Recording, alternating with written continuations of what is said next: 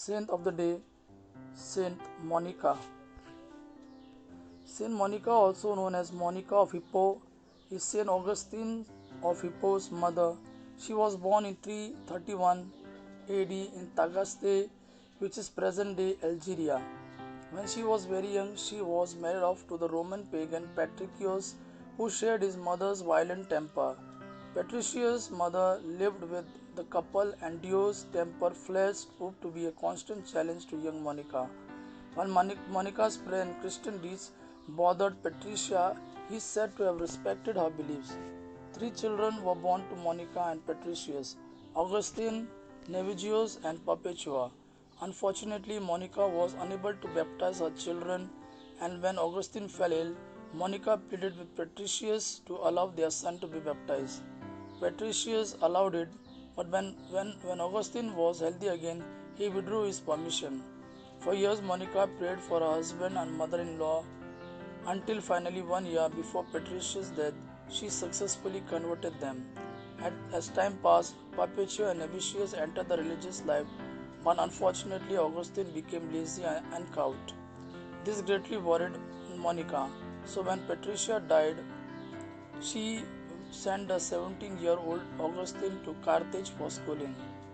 While in Carthage, Augustine became a Manichaean, which was a major religion that saw the world as light and darkness, and when one died, they were removed from the world of matter and returned to the world of light, which is where life comes from.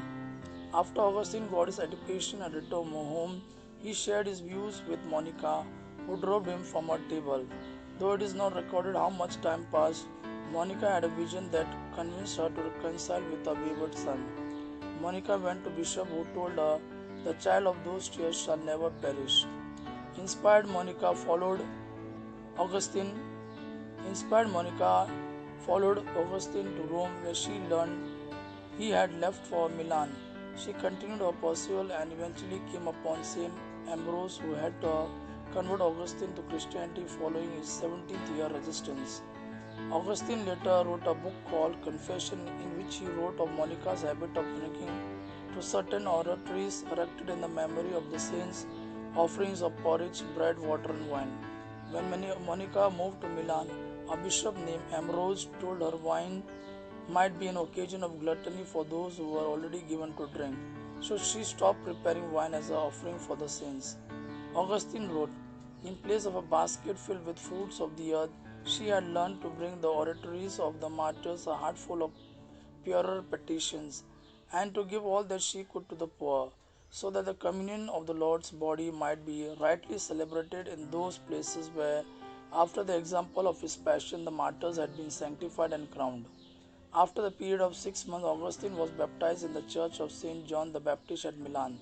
The pair were led to believe that they should spread the word of God to Africa, but in the Roman city of Civitavecchia, Monica passed away.